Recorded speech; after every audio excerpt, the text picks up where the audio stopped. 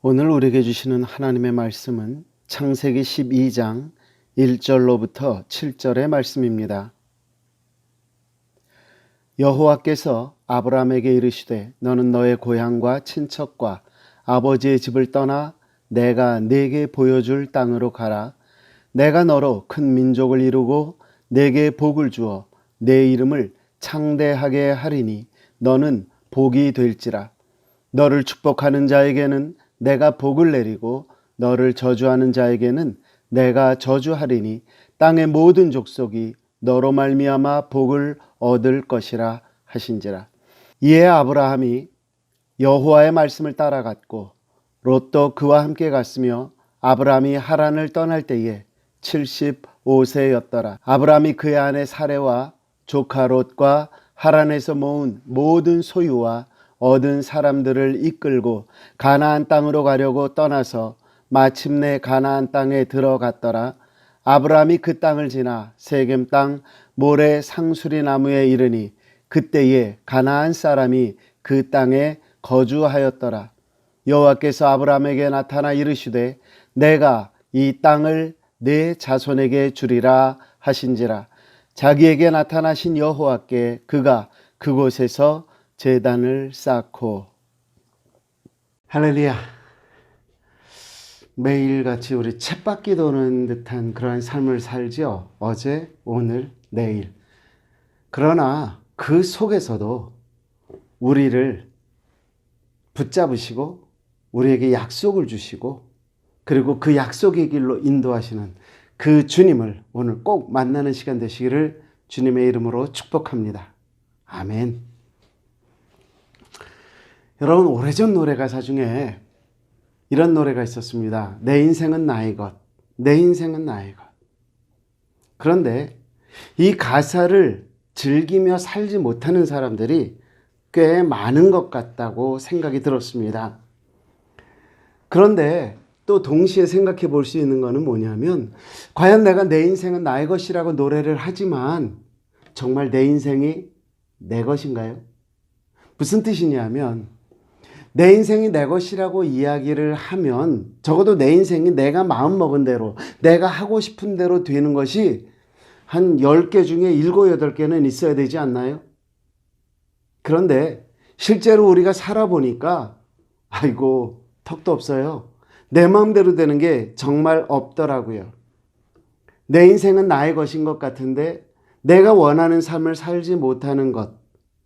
그래서 이사야 선지자는 일찍이 우리에게 이렇게 말을 하죠. 이사야서 55장 8절과 9절에 보니까 이는 내 생각이 너희의 생각과 다르며 내 길은 너희의 길과 다름이니라. 여호와의 말씀이니라.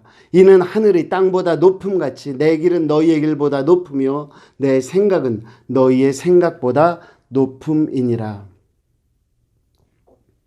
여기서 알 수 있는 것은 뭐냐면요, 하나님의 생각은 우리의 생각과 다르다라고 하는 거죠. 그런데 다르다라고 하는 게 뭐 조금 차이가 난다 이런 뜻이 아니고요, 수준이 다른 거예요. 우리는 이 땅의 것을 보고 산다면 하나님은 이 우주 너머를 보며 우리에 대한 생각을 하고 계시다라고 하는 거죠.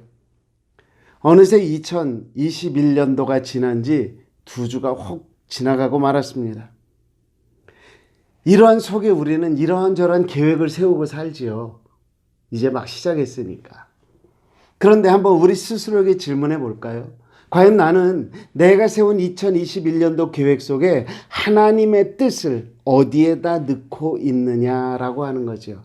물론 교회에서 행사가 있으면 참석하겠다 어쩌겠다 하지만 정말 하나님이 나에게 원하시는 것이 무엇일까? 하나님께서 나에게 주셨던 약속은 무엇일까? 나는 그것을 위해서 무엇을 하려고 하는가? 우리 나름대로 2021년을 맞이하면서 이런저런 계획을 세웠지요. 불과 2주밖에 안 지났지만 작심 3일, 작심 2일, 벌써 어그러진 것들이 여러 가지가 있지 않은가요? 그런 속에서 저는 지난 한 주간 동안 꾸준히 아브라함을 생각해 보았습니다. 아브라함에게 하나님이 주셨던 축복의 말씀들이 있었습니다. 여러분들은 무엇이 기억이 나는 줄 모르겠습니다만 저는 이런 것들이 기억이 나더라고요.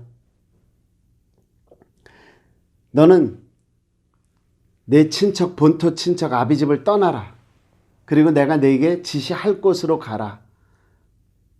그 다음에 너에게 하늘의 별과 같이 바다의 모래와 같이 이랬던 그 하나님이 주셨던 축복의 말씀들을 기억해 보았습니다. 그런데 제가 아브라함을 생각을 하다가 깨닫게 된 것 중에 하나는 뭐냐면 왜지? 라는 거였습니다. 무슨 면에서 왜냐하면 아브라함은 어떻게 해서 하나님의 선택을 받게 된 걸까? 하나님께서 도대체 아브라함을 선택하신 그 이유가 있다면 그것은 과연 무엇 때문이었을까라고 하는 것이었습니다. 물론 성경에는 어디에도 아브라함이 선택받은 이유를 나타내고 있지는 않습니다. 단 그가 믿음의 사람이었다라는 것을 증거하고 있을 뿐입니다. 아브라함이 선택을 받고 25년이 지난 어느 날 100세가 되었을 때에 이삭을 낳습니다. 그리고 이 이삭이 적어도 재물 하나를 충분히 태울 수 있는 나무찜을 지을 정도의 나이가 됐다면 최소한 15살은 넘었겠지요. 그러면 하나님께서 아브라함에게 약속을 주시고 축복을 하신 이후로 40년이 지난 어느 날입니다. 40년이나 지난 후에 아브라함의 믿음이 하나님 앞에 검증을 받게 됐다라고 하는 거지요. 도대체 진짜 이유가 뭘까? 제가 생각을 하다가 좀 엉뚱한 생각을 해봤습니다. 하나님이 아브라함을 선택하신 이유는 무엇이냐? 하나님 마음대로. 뭐요? 하나님 마음대로. 하나님께서 그냥 택하셨어요. 그러고 나서 제 마음에는 생각할 수 없었던, 일찍이 깨닫지 못했던 기쁨이 생겨나기 시작했어요. 왠 줄 압니까? 하나님 마음대로라면 그 아무나 속에, 그 누구든지 속에 나도 들어갈 수 있겠다라고 하는 생각을 했거든요. 그러면서 돌아보았습니다. 하나님은 저를 선택해 주셨더라고요. 하나님의 자녀를 삼아 주셨더라고요. 이것이 진짜 축복이 아니었겠느냐 하는 거죠. 저는 그렇게 오늘 말씀을 여러분들에게 풀어보려 합니다. 오늘 말씀은 아브라함이 하나님께서 선택하신 후 그를 축복하셨다라고 하는 그 팩트, 동시에 그를 축복하셨다라고 하는 truth, 진리, 그것에 대해서 그 자리에서부터 한번 출발을 해보려고 합니다. 하나님께서 아브라함을 축복하며 그에게 주셨던 약속의 말씀은 무엇이었느냐? 너로 큰 민족을 이루게 하겠다라고 하는 거였습니다. 첫 번째 약속이며 축복은 뭐라고요? 너로 큰 민족을 이루게 하겠다. 창세기 12장 2절에 있는 말씀 보니까 내가 너로 큰 민족을 이루고 네게 복을 주어 내 이름을 창대하게 하리니 너는 복이 될지라 라고 말을 합니다. 여러분, 이 말을 들을 때에 아브라함의 나이가 몇 살이라고요? 75세였다라고 했습니다. 하나님은 75세가 된 아브라함을 가나안으로 이주를 시키시지요. 그리고 가나안에서 그는 또다시 가뭄을 겪으면서 애굽으로 이주를 합니다. 한동안 하나님과 대화가 단절되는 장면이 중간에 나오고요. 그가 99세가 되었을 때에 하나님께서는 그에게 내가 아들을 낳을 것이다 라고 얘기를 하지요. 그래서 이 아브라함이 100세가 됐을 때에 그의 아들 이삭을 얻게 됩니다. 자, 75세의 부름을 받았습니다. 그리고 100세에 대해서 100세가 되어서 아들 이삭을 낳았습니다. 이삭이 태어나서부터 60세가 되던 해에 쌍둥이 아들을 낳습니다. 바로 에서와 야곱입니다. 하나님께서 주셨던 그 모든 축복의 그 권리는, 그 축복의 물줄기는 야곱에게로 상속이 되었습니다. 그 야곱이 12아들 중에 요셉을 통해서 애굽으로 이주를 가게 되는 것이 130세 때의 일입니다. 다시요. 25년이 지나서 이삭을 얻었습니다. 이삭이 60세 때에 야곱을 얻었습니다. 자, 85년입니다. 야곱이 요셉을 통해서 애굽으로 들어갔을 때 나이가 130살이라고 그랬으니까 전체적으로 215년에 걸쳐서 아브라함의 자손들이 어디로 가요? 바로 애굽으로 들어가게 되어졌다라고 하는 거죠. 애굽에 들어가서 430년을 있었다고 성경이 기록하니까 앞에 215년에 430년을 합쳤더니 얼마가 돼요? 645년이 되더라고요. 645년이면 끝났습니까? 아니요. 이스라엘 백성들이 애굽에서 나와서 가나안까지 도착을 하는데 걸린 시간이 40년이었죠. 그러면은 685년, 거기에 가나안 정복 전쟁이 16년이 걸렸습니다. 전체로 701년, 그냥 700년이라고 편안하게 이야기를 한다라고 할지라도 여러분, 아브라함을 통해서 하나님의 백성으로 구별된 이스라엘이 다시 애굽까지 돌아오는데, 애굽을 거쳐서 가나안으로 돌아오는데 700년이 걸렸습니다. 어차피 주실 땅은 가나안이었어요. 그 자리를 뱅뱅뱅뱅뱅뱅뱅 돌아서 왔는데 그게 700년이 걸렸다라고 하는 거죠. 저는 이 속에서 하나님께서 만드신 그 치밀한 계획을 보게 됩니다. 자요, 아브라함은 분명히 어디로 가게 돼 있었어요? 가나안으로 가게 돼 있었어요. 그런데 이런저런 이유를 통해서 야곱과 요셉을 통해서 그의 온 가족들이 어디로 지나갑니까? 애굽으로 갑니다. 애굽에서 430년을 있었는데요. 정말 기가 막힌 사건이 거기서 벌어집니다. 뭐냐 하면 그 430년이라는 시간이 지나가면서 이스라엘 사람들이 하나님을 모르는 백성이 되어졌더라 하는 거죠. 출애굽기 6장 5절에 있는 말씀 보니까 이제 애굽 사람이 종으로 삼은 이스라엘 자손의 신음소리를 듣고 나의 언약을 기억하노라. 신음소리를 들었대요. 이 신음소리라는 말은 히브리어로 네아카라는 말이에요. 그런데 이 네아카라는 말은요, 그런 신음을 내다. 왜? 힘들어서, 아파서. 하나님 앞에 부르짖은 cry out이 아니고요, 그런 신음을 했다라고 하는 이야기를 하고 있습니다. 이것은요, 하나님한테 부르짖은 부르짖음이 아니었더라는 얘기입니다. 그들은 힘듭니다. 절망입니다. 아픕니다. 고통스럽습니다. 그런데 그들은 하나님을 찾는 그러한 상황이 아니었어요. 어쩌면 하나님을 알지 못하고 살아갔더라 하는 거지요. 그 이유가 무엇일까요? 왜 하나님의 선택받은 자들이 애굽까지 가서 하나님을 알지 못하는 자들이 되게 하셨느냐라고 하는 것, 그리고 이제 그들을 데리고 나오겠다고 하셨느냐라고 하는 거죠. 이건 조금 나중에 생각하더라도요, 한번 생각해 보자고요. 아브라함을 부르시고 내가 한 민족을 이루게 하겠다 그러셨거든요. 성경 봅니다. 창세기 46장 26절에 보니까 야곱과 함께 애굽에 들어간 자는 야곱의 며느리들 외에 66명이니 이는 다 야곱의 몸에서 태어난 자라. 야곱의 몸에서 태어난 자가요, 아들, 딸 할 거 없이 66명이었대요. 근데 거기에서 며느리는 뺐대요. 자, 요셉이 먼저 들어갔으니까 나머지 11아들이 있었다고 하면 이 11아들에게서 며느리를 얻었으면 11명이겠지요. 그럼 대략 한 70여 명, 80명 정도 되는 사람들이 어디를 들어갑니까? 애굽을 들어갑니다. 그런데 출애굽 당시의 기록을 보니까 민수기 1장 20절에서 46절에 나타나 있는 그 기록들을 종합해 보면 그 숫자가 얼마가 되느냐?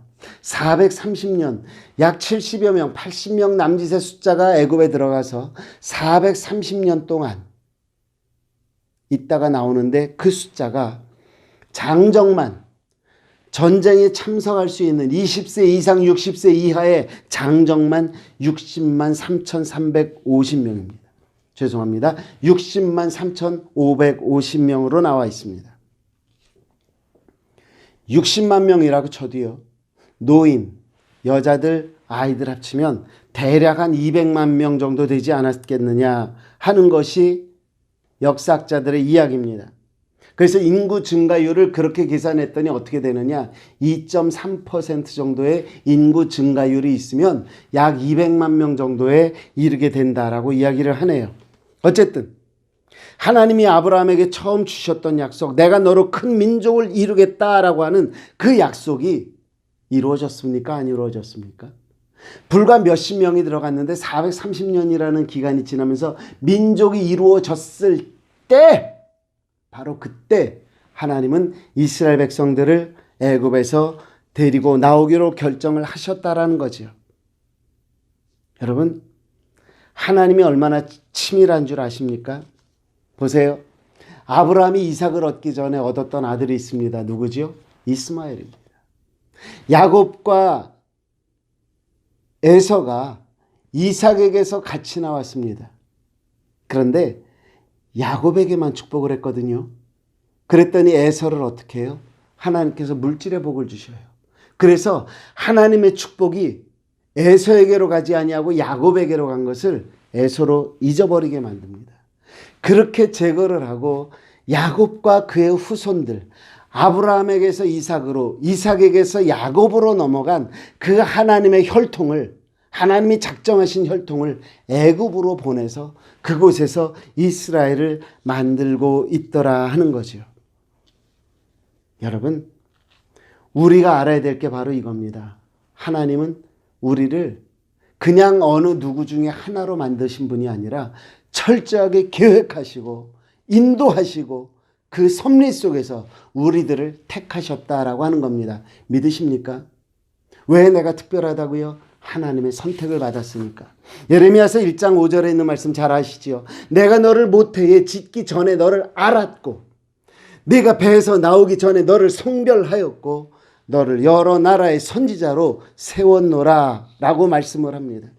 하나님의 계획 속에는요, 우리가 이미 있었던 거예요. 그래서 이미 알고 계셨다라는 거죠. 죄송하지만 어떤 면에서는 우리의 계획과 하나님의 계획은 관계가 없을 수도 있습니다. 왜요? 우리의 의지나 우리의 옛 계획과 상관없이 하나님이 이미 정하셨기 때문에 그랬습니다. 그리고 이렇게 우리에게 말씀하시죠. 마태복음 3장 9절에 있는 말씀 보니까 속으로 아브라함이 우리 조상이라고 생각하지 말라. 내가 너희에게 이르노니 하나님이 능히 이 돌들로도 아브라함의 자손이 되게 하시리라. 우리가요, 잘못 신앙생활할 때에 하나님은 뭐라고까지 얘기를 하신다고요? 야, 너는 돌만도 못해. 그래서 한국에서 돌대가리라는 말이 나왔나요? 어쨌든 중요한 건 이겁니다. 하나님은 저와 여러분들이 하나님을 믿고 예수 그리스도로 말미암아 구원을 얻었다고 하면 하나님의 섭리 속에서 하나님은 저와 여러분들을 선택하셨습니다. 구원해 주시기로 약속하셨습니다. 믿으십니까? 아멘. 아브라함의 선택부터 그의 후손들이 가나안에 들어가는 그때까지 또 다시 그 모든 과정을 하나님은 이미 계획하셨습니다. 하나님이 주관하셨습니다. 우리는 상상하지는 못하는 방법으로 하나님은 그 과정을 돌아가게 하셨습니다. 이 사실을 꼭 기억하는 저와 여러분들 될 수 있기를 바랍니다. 하나님의 선택받은 나, 하나님의 선택받은 여러분, 하나님의 자녀된 우리 모두가 하나님의 말씀에 순종함으로 하나님의 선택을 넘어 하나님의 쓰임을 받는 축복의 자리에 들어갈 수 있게 되시기를 주님의 이름으로 축복합니다. 아브라함을 민족으로 만드신 하나님이 저와 여러분과 함께 하십니다. 둘째로 우리가 알고 있어야 될 아브라함에게 주신 축복은 통로가 되는 축복입니다. 무엇에 대한 통로요? 축복에 대한 통로입니다. 지금은 그 찬양을 통해서 축복의 통로라는 말이 굉장히 많이 또 자연스러워졌습니다만, 제가 처음에 이 구절을 들으면서 또 제가 배울 때만 해도 복의 근원이 되는 축복이라고 배웠습니다. 복의 근원. 왜요? 성경이 말하고 있는 대로 해볼까요? 창세기 12장 3절에 있는 말씀, 너를 축복하는 자에게는 내가 복을 내리고 너를 저주하는 자에게는 내가 저주하리니 땅의 모든 족속이 너로 말미암아 복을 얻을 것이라. 너 때문에 복 받아. 그러니까 너는 뭐예요? 축복의 통로이기도 하지만 축복의 근원이 되는 거야 라고 하는 거겠죠. 이런 말들을 우리가 잘못 이해를 하면 어떤 일이 벌어지는 줄 압니까? 엉뚱한 데 가서 죄송합니다. 삽질해요. 무슨 말이냐 하면 목사한테 함부로 하는 그런 사람들한테는 좋은 일이 안 생긴다. 목사한테 잘해야 복 받는다. 저는 이렇게 설교하는 분들을 제가 본 적이 있거든요. 목회자한테 잘못했기 때문에 안 된다는 등. 여러분, 성경에 없는 얘기입니다. 아브라함이 축복의 통로가 됐던 거는 맞아요. 저와 여러분들도 축복의 통로가 될 수 있어요. 중요한 건 뭐죠? 하나님의 뜻에 합하게 가면 축복의 통로가 되는 거고요. 하나님의 뜻에 맞지 않게 가면 재앙의, 저주의 통로가 될 수밖에 없다라는 것입니다. 우리가 하나님을 잘 믿는다고 하면서도 하나님의 길을 막을 수 있어요. 그럴 때는 하나님의 저주가 누구에게 와요? 나에게 와요. 그런데 부지 중에라도 하나님이 하시고자 하는 일을 내가 같이 할 때가 있죠. 그때는 어떻게 되죠? 하나님이 우리에게 복을 허락하신다라고 하는 거죠.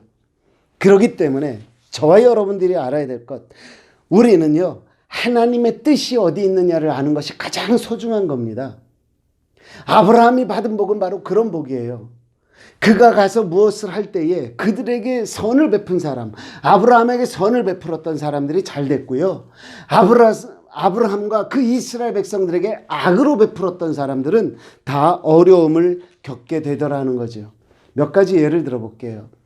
하나님께서 예정해 주신 그 땅 가나안 땅인데 아브라함의 눈에는 그 가나안 땅이 그 당시에 어떻게 보였느냐? 가뭄이 들어갔고 먹을 것이 없는 땅으로 보였죠. 그렇기 때문에 아브라함이 어디로 이주를 합니까? 애굽으로 이주를 합니다. 그런데 무슨 일인지는 모르겠습니다만 80은 됐을 만한 이 사라를 보고 애굽 왕 바로가 홀딱 반했습니다. 그래가지고 그 사라를 취하려고 합니다. 그때에 하나님께서 그를 막으셨지요. 창세기 12장 17절에 있는 말씀 보니까 여호와께서 아브라함의 아내 사라의 일로 바로와 그 집에 큰 재앙을 내리셨다. 아브라함과 그 가족을 잘못 건드려가지고 벌받았다. 그 얘기지요. 출애굽 당시에도 그런 일이 있었어요. 애굽의 바로가 군대를 동원해서 이스라엘을 잡으려고 합니다. 이때 모세가 이스라엘 백성들에게 무엇이라고 말을 하느냐? 출애굽기 14장 13절 14절에 보니까 모세가 백성에게 이르되 너희는 두려워하지 말고 가만히 서서 여호와께서 오늘 너희를 위하여 행하시는 구원을 보라. 너희가 오늘 본 애굽 사람을 영원히 다시 보지 아니하리라. 여호와께서 너희를 위하여 싸우시리니 너희는 가만히 있을지어다. 뭐라 그래요? 하나님께서 저들을 완전히 다 죽여버리신대요. 저들을 다시 볼 일 없다고 얘기를 해요. 자, 이 애굽의 군대가 홍해에서 수장이 된 이유가 뭡니까? 간단해요. 하나님께서 뜻하신 바가 있어서 이스라엘을 애굽에 두셨다가 그들을 데리고 나가는데 그거를 막으려고 했거든요. 하나님이 하시는 일을 막으려고 했거든요. 그때 하나님은 그들을 놓아두지 않으시더라 하는 거죠. 하나 더 할까요? 이스라엘이 애굽에서 나왔습니다. 그리고 홍해를 건넜습니다. 가는 중에 가나안으로 가다가 좀 이렇게 가로질러 가기 위해서 에돔 땅을 통과하자라고 이야기를 합니다. 그런데 에돔 왕이 그것을 거절을 합니다. 민수기 20장 18절에 보면 이렇게 이야기를 했죠. 에돔 왕이 대답하되 너는 우리 가운데로 지나가지 못하리라. 내가 칼을 들고 나가 너를 대적할까 하노라. 가만 안 둬. 오지 마. 그래서 이스라엘은 먼 길을 돌아서 가나안에 갑니다. 민수기 24장 18절 말씀을 보니까 이렇게 되어 있습니다. 그의 원수 에돔은 길을 못 가게 했다고 원수가 됐습니다. 그들의 유산이 되며 그의 원수 세일도 그들의 유산이 되고 그와 동시에 이스라엘은 용감히 행동하리로다. 한마디로 적이 돼서 없어지게 되었다라고 하는 겁니다. 여러분은 하나님의 일을 돕는 자입니까? 막는 자입니까? 부지 중에라도 돕는 자 되시기를 주님의 이름으로 축복합니다. 하나님의 일을 함부로 막지 마십시오. 여러분, 하나님의 일을 막는 것은 누가 막는 줄 아십니까? 사탄이 막습니다. 예수님께서 어느 날 너희는 나를 누구냐? 누구라고 하느냐 물으셨잖아요. 베드로가 정말 좋은 대답을 했죠. 주는 그리스도시요 살아계신 하나님의 아들이십니다. 그래, 내가 너희들에게 말할 게 있다. 내가 며칠이 못 되어서 고난을 당할 것이고 내가 십자가에 못 박혀 죽어야 할 것이다. 베드로가 아닙니다. 절대로 그럴 수 없습니다. 예수님의 말씀 기억하시죠? 마태복음 16장 23절 예수께서 돌이키시며 베드로에게 이르시되 사탄아 내 뒤로 물러가라. 너는 나를 넘어지게 하는 자로다. 내가 하나님의 일을 생각하지 아니하고 도리어 사람의 일을 생각하는도다. 여러분, 베드로 입장에서 예수님한테 고통받고 죽음이 생기는 일을 막고 싶습니다라고 하는 게 잘못된 겁니까? 저는 잘못됐다고 생각하지 않습니다. 충분히 제자라면 그렇게 할 수 있습니다. 그런데 중요한 건 뭡니까? 그게 하나님의 일을 막더라 하는 거지요. 막는 일이더라 하는 거지요. 여러분, 우리는 부지 중에라도 하나님의 일을 막을 수가 있습니다. 어떤 사람은요, 그냥 좋은 일 한번 했다가 살아나는 사람도 있습니다. 축복받은 사람이죠. 제가 지금까지 말한 사람들은 축복의 통로 되신 아브라함을 잘못해가지고 그 가족들, 그 민족들을 잘못 건드려서 오히려 저주의 통로가 되었다고 하면 이런 사람도 있어요. 기생 라합이라고 하는 사람. 이스라엘의 정탐꾼이 여리고를 들어가서 정탐할 때에 자기를 살려달라고 이야기를 하죠. 정탐꾼들이 뭐를 얘기합니까? 빨간 줄을 들여내라. 그가 나중에 어떻게 되었습니까? 축복의 축복으로 이어져서 그는 나중에 누가 됩니까? 다윗의 증조모가 됩니다. 여러분, 축복의 통로가 되기를 원하십니까? 복의 근원이 되는 복을 얻기를 원하십니까? 주님의 이름으로 부탁드리고 싶은 것은요, 주님의 약속을 붙잡고 순종하며 하나님의 뜻을 따라 사는 성도 되시기를 주님의 이름으로 축복합니다. 그것이 축복의 통로가 되는, 축복의 길이 되는 바로 그 축복입니다. 마지막으로 한 가지만 더 말씀드릴게요. 아브라함에게 주신 축복 중에 우리가 절대로 잊지 못하는 축복이 뭐죠? 가나안, 즉 땅, 다른 말로 기업에 관한 약속이며 축복입니다. 이스라엘 혹은 구약성경을 이야기할 때에 가장 중요한 단어 중에 하나는 아마 가나안일 것입니다. 요즘에 한국교회에 유행하는 가나안과는 전혀 다른 뜻이지요. 그 한국교회에 유행하는 가나안 때문에 마음이 좀 많이 안타깝기만 하지만 저와 여러분들이 분명히 알아야 하는 게 있는데 그게 뭐냐? 하나님께서 우리에게 주신 약속 속에는 그 가나안이라고 하는 기업을 주셨다. 축복을 주셨다라고 하는 겁니다. 본문으로 제가 돌아가서 보겠습니다. 하나님은 아브라함에게 어디로 가라고 말씀을 하셨습니까? 창세기 12장 1절 말씀 보니까 여호와께서 아브라함에게 이르시되 너는 너의 고향과 친척과 아비의 집을 떠나 내가 네게 보여줄 땅으로 가라. 어디요? 보여줄 땅, 보여준 땅 아니라고 하는 말 많이 들으셨죠. 그런데 재미난 사실은 뭐냐면요, 그 너에게 보여줄 땅이 어디였느냐라고 하는 겁니다. 아브라함이 그 후손에게 약속했던 땅, 창세기 12장 4절부터 5절에 있는 말씀입니다. 이에 아브라함이 여호와의 말씀을 따라갔고 롯도 그와 함께 갔으며 아브라함이 하란을 떠날 때에 75세였더라. 아브라함이 그의 아내 사라와 조카 룻과 하나님 하란에서 모은 모든 소유와 얻은 사람들을 이끌고 가나안 땅으로 가려고 떠나서 마침내 가나안 땅에 들어갔더라. 마침내 들어간 곳이 어디요? 가나안 땅이요. 하나님께서 보여주신 곳은 어디예요? 가나안 땅이었습니다. 자, 이렇게 해놓고 분명히 아브라함에게 주시는 약속의 말씀이 7절에 나옵니다. 여호와께서 아브라함에게 나타나 이르시되 내가 이 땅을 네 자손에게 주리라 하신지라.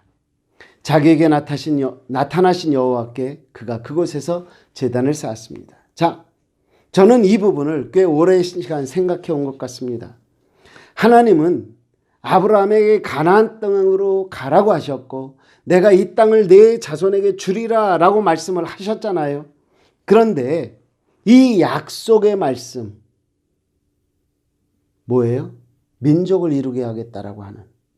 그 다음에 너에게 복을 주고 너에게 복을 비는 사람들에게는 나도 복을 주고 너를 저주하는 사람은 나도 저주하겠다 라고 하시면서 세 번째 약속의 말씀이 뭐였어요? 내가 가나안을 내 후손에게 주리라 라고 하는 거죠.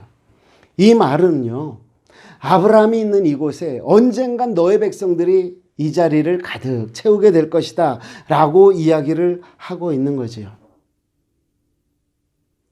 자, 제가 이런 질문을 먼저 한번 해볼게요. 이 약속 속에서 예를 들어서 내가 너를 복 주고 복 주겠다. 너의 후손으로 민족을 삼겠다. 가나안 땅을 내게 주겠다. 이 중에서 아브라함이 기도해서 얻은 게 있습니까? 없습니까?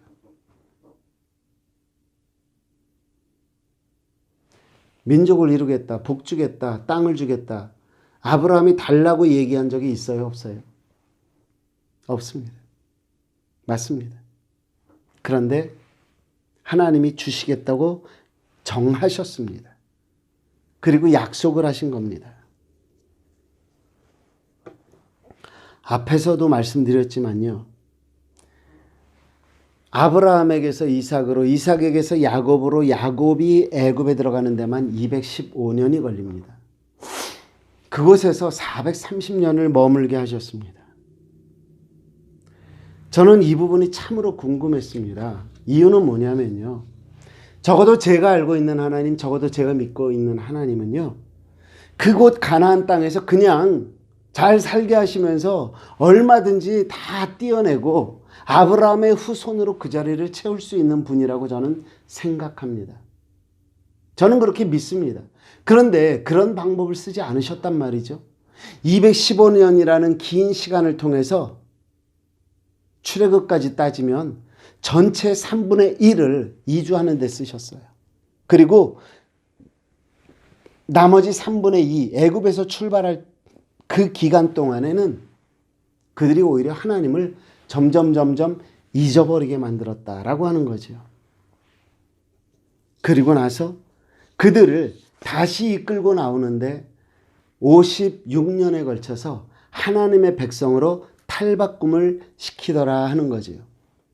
여러분, 앞서서 말씀드렸던 것처럼 이스라엘 백성이 애굽에 있는 동안에 어떤 사람들로 바뀌었습니까? 하나님을 누군지도 모르고 잊고 사는 사람들로 바뀌었더라 하는 거죠. 그런 사람들이 하나님께서 혼자 약속하셨던 그 가나안 땅에 들어가는 것이 무슨 의미가 있겠느냐라고 하는 거죠. 여러분, 여기에 우리가 기억해야 될 건 뭐냐면 가나안이라고 하는 것은요, 이스라엘에게는 약속의 땅이었기는 해요. 그러나 그 약속에 대한 것조차도 알지 못하는 이스라엘에게 하나님은 스스로 그 약속을 지키셨다라고 하는 거예요. 이 말씀은 뭔 줄 압니까? 하나님이 저와 여러분들을 선택하셨어요. 나는 몰라요. 그러나 하나님은 하나님의 계획이 있으시고 그 계획을 저와 여러분들을 통해 반드시 이루시는 분이시다라고 하는 거지요. 하나님이 약속하셨거든요. 하나님이 선택하셨거든요. 그렇다고 하면 그 진행의 모든 것들은 하나님이 친히 이루신다라고 하는 거죠. 따라서 우리가 기억해야 될 건 뭐예요?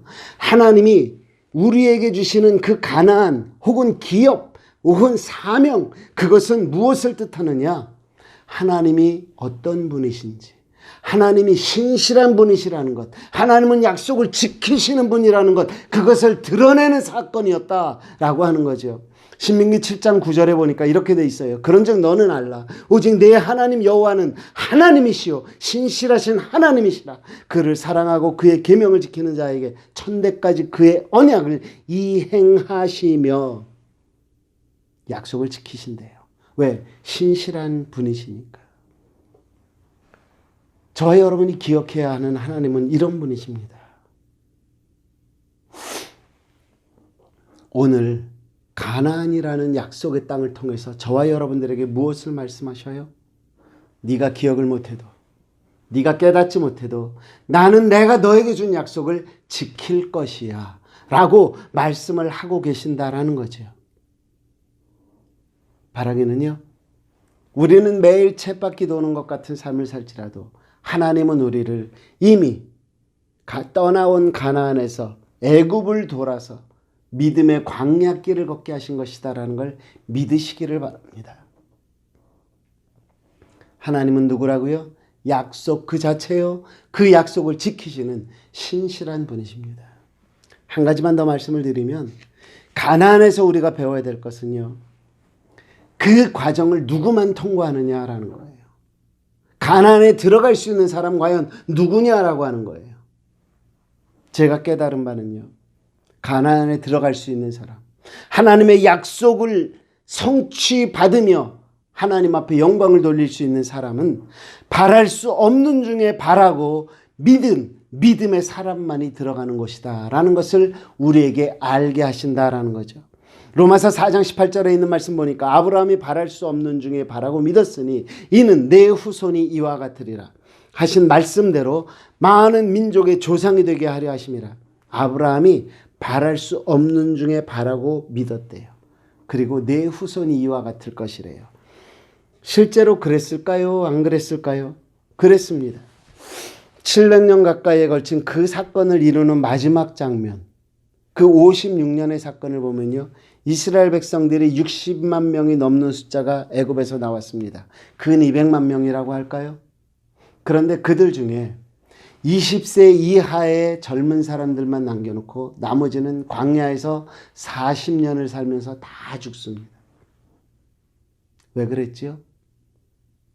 하나님께서 주신 가나안을 보면서 우리는 거기서 들어가서 살 수가 없다라고 말했던 불신 때문이었습니다. 누가 들어갔습니까? 광야 세대. 20세 이하의 광야 세대, 뉴 제너레이션만 가나안에 들어가게 되었던 것을 우리는 기억합니다. 가나안은 하나님이 주신 약속의 성취이기도 했지만 결국 하나님의 약속의 자리에 들어갈 수 있는 사람이 누구냐라고 하는 것을 우리에게 보여주는 사건이라는 거죠. 저는 오늘 말씀을 준비하면서 우리 인생 속에 뺑뺑이를 돌리시는, 골탕을 먹이시는 하나님의 짓궂음을 생각해 보았습니다. 그런데 그러한 짓궂음 속에서도, 내가 힘들어 죽겠다고 그러는 그 속에서도 하나님은 빙그레 웃으시면서 그래도 나는 네가 견딜 거라고 믿는데 하시는 것 같은 그런 음성을 들을 수 있었습니다. 가나안, 바랄 수 없는 중에도 바라고 믿는 믿음을 가진 사람, 그 사람만이 들어갈 수 있는데 네가 이것을 좀 견뎌주면 안 되겠니? 라고 하시는 하나님의 음성을 듣는 것과 같았습니다. 한번 우리 스스로 물어봅시다. 내 믿음은 어떤가? 나는 정말 바랄 수 없는 중에 바라고 믿는 그런 믿음의 사람인가? 정리할게요. 내 인생이 뺑뺑이 도는 것 같이 피곤해도요, 우리가 진짜 하나님을 제대로 믿는다면 우리는 하나님께서 우리에게 주신 그 약속을 지키시는 그 자리에 나갈 수 있습니다. 아무리 뺑뺑이를 도는 것 같아도 우리는 제자리에 있는 게 아닙니다. 아무쪼록 바라기는요, 우리 모두가 바랄 수 없는 중에 바라는 그 믿음을 가진 사람이 되기를 주님의 이름으로 축복합니다. 그래서 우리의 삶이 마치 뺑뺑이를 도는 것과 같은 그런 힘든 삶이라고 할지라도 하나님이 일하고 계심을 믿기에, 하나님이 그 약속을 지켜주시는 신실한 분이심을 믿기에 오늘 하루도 이기고 내일도 이기며 날마다 하나님 앞에 감사하며 기뻐하며 살아가는, 그래서 하나님께 찬양과 영광을 올려드리는 우리 모두가 될 수 있기를 주님의 이름으로 축복합니다. 좋으신 아버지 감사합니다. 아브라함이 무슨 자격으로 하나님의 선택을 받았는지 우리는 알지 못합니다. 그러나 하나님이 선택하신 그 아브라함은 그의 삶을 통해서 그의 믿음으로 하나님의 선택이 올바른 일이었음을 증명했습니다. 또한 하나님은 그 아브라함을 선택하신 후에 주신 약속을 700년이 넘도록 지켜내셨습니다. 이제 주님 앞에 간절히 바라는 건 하나님께서 하나님의 주관으로 아브라함을 선택하셨듯 우리를 하나님을 믿는 자의 자리에 부르셨다면 우리의 믿음도 하나님이 인정하시는 믿음이 되어지기를 원합니다. 바랄 수 없는 중에 바라고 믿는 믿음으로 말미암아 하나님이 원하시는 일을 이루어드리는, 그래서 마지막에 하나님이 원하시는 그 자리, 가나안 약속의 자리에 들어가는 저희들 되어지기를 원합니다.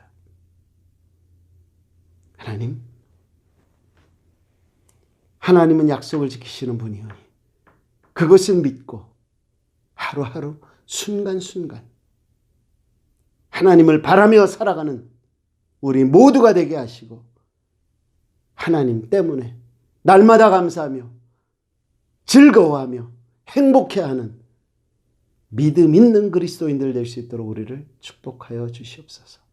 고맙습니다. 예수님 이름으로 감사하며 기도드렸습니다. 아멘. 이번 한 주간도 약속을 지키시는 하나님을 믿으며 바랄 수 없는 중에 바라고 믿는 믿음으로 행복하고 건강하고 기쁨 넘치는 한 주간 되시기를 주님의 이름으로 축복합니다.